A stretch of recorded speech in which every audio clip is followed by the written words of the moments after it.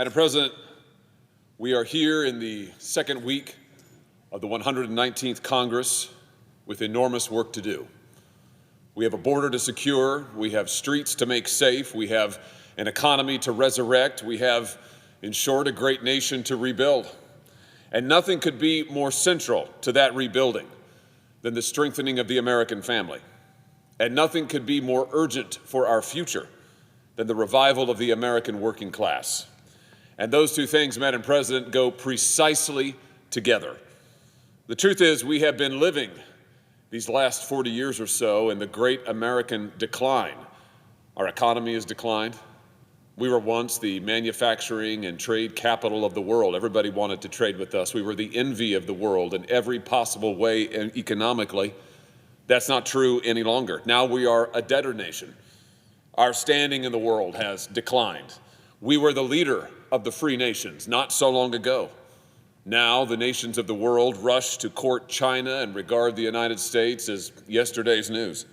Our cities have declined. They're not safe. Our health has declined. Our hope for the future has eroded. And all the while, this town has plowed ahead with the failed policies of the last 40 years. This town has assured us that everything is fine. We only need to spend a little bit more, issue a little bit more debt, give our giant corporations a few more tax breaks, maybe get involved in another foreign war or two. This town has pursued the projects of the governing class and neglected the weightier matters, the well-being of our families and of our working people. And Madam President, let's be honest, my party, the Republican Party, has too often in these years been part of the problem. The Republican Party has too often spoken up for corporate interests rather than for the interests of families. The Republican Party has too often cooperated with a corporate agenda rather than an agenda to empower workers.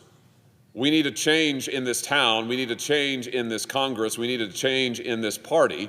And that is the opportunity that we have in the moment before us. Because I submit to you, Madam President, the fact is this: you can measure the strength of a nation in the strength of its families.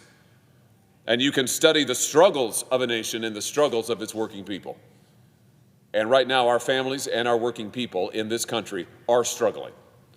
There was a time not so long ago in this country when a man who got a high school degree and then got a job and then worked at it decidedly and learned a skill and worked hard and saved, where he would be able to provide for a family, start a family, get married, provide for kids, have a future, have something to look forward to.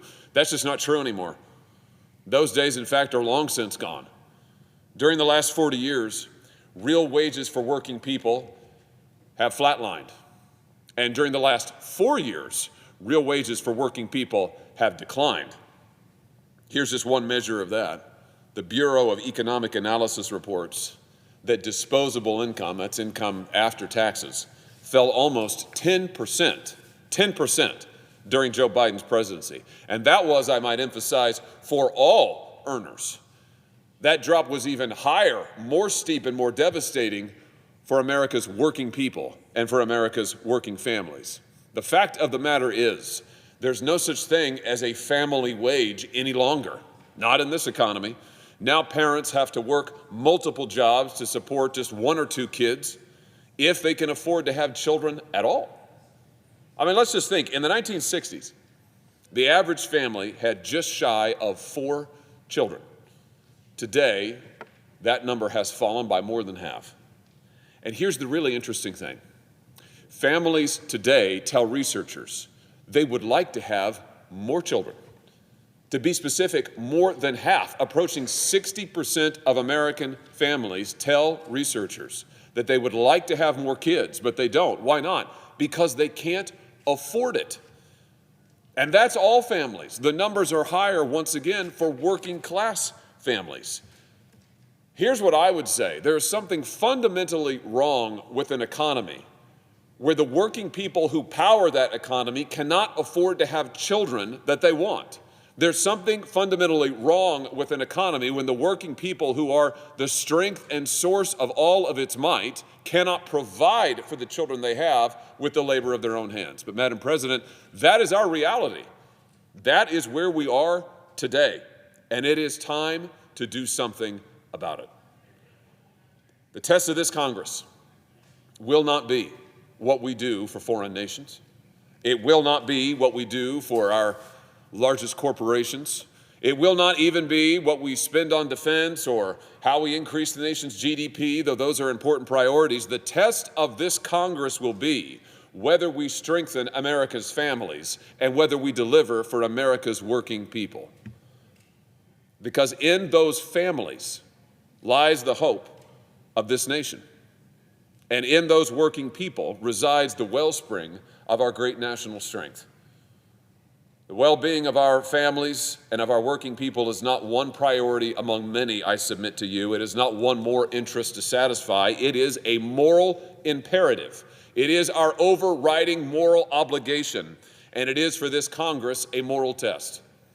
And for every Republican who went out and campaigned on strengthening families, on delivering for working people, for every Republican who has hailed the new working class coalition that President Trump has assembled, this is the time to deliver. This is the time to stand up and be counted. Rhetoric on the campaign trail is cheap. Delivering actual solutions, delivering actual results here in this body, that's the acid test. And that's where we are today, Madam President. Now, it's time for this new majority, this Republican majority, to stand up and be counted. It's time to deliver on the agenda that we ran on. It is time to realize the promise that our voters have invested in us. It's time to realize the hope for the future that our voters are counting on us to deliver. And to meet that test, to meet this moral priority, we must reshape our nation's tax policy and indeed rebuild our nation's economy around our nation's families. And the surest way to do that is to reform and expand the child tax credit. You know, the child tax credit was first proposed in its earliest form by President Ronald Reagan, who was looking for a way back in the 1980s in circumstances not so dissimilar from ours to deliver real, meaningful tax relief to working families with children. And then in 1994, the famous Contract with America promised what became today's modern child tax credit to deliver, once again, real tax relief for every working family in this country. And now it is time for us, again, to strengthen that pledge and that promise and to deliver new and powerful tax relief for every family that will help strengthen our working families, help put our workers on a firmer foundation, help get our economy working again for the people who make it work for the entire nation. Now, under current law, the child tax credit is available to eligible families with up to $2,000 in tax credit relief per child. Here's my suggestion. Here's my proposal. We should more than double that amount. We should dramatically increase it. We should make it $5,000 per child. And more than that, Madam President, we ought to allow families to apply this tax relief against payroll taxes. Currently, even families who are paying into the payroll tax system, that is, families who have a job, workers who have a job, a mom and a dad who are paying taxes, they can't begin to claim the child tax relief until they meet a certain threshold of income. My view is this: we ought to allow them to start applying this tax relief against every dollar that they pay into the payroll tax system. Most working class families pay considerable sums in payroll taxes, but relatively little in income taxes. And there's a lot of misinformation about this, a lot of misnomers out there, many of them, sadly, repeated by some who call themselves conservatives. We all heard that old saw that 47% of American taxpayers or American workers don't actually pay into the tax system. That's just not true. Every worker who has a job is paying payroll taxes. That's over 15%. And many of them are paying full freight because they're self-employed or they're gig workers. My point is this: if you've got a job and you're working, you're paying into America's tax system, you're paying payroll taxes. And for families, many working class families, they are paying significant sums in payroll taxes. But because of the increased threshold for income taxes, they don't have a whole lot of income tax liability.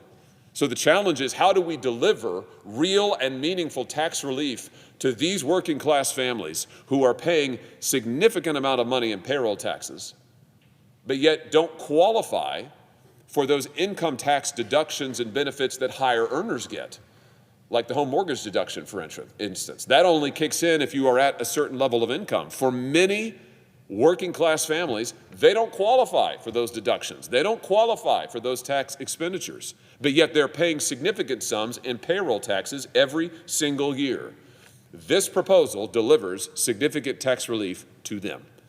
It allows them to claim tax relief for every child who they are raising as they go out there and they work their jobs. And I would just say to you, this is how it was meant to be. The child tax credit, as it was proposed in its current form by that Republican Congress in the 1990s, as it was proposed in the Contract with America back in 1994, was supposed to be credited against payroll taxes.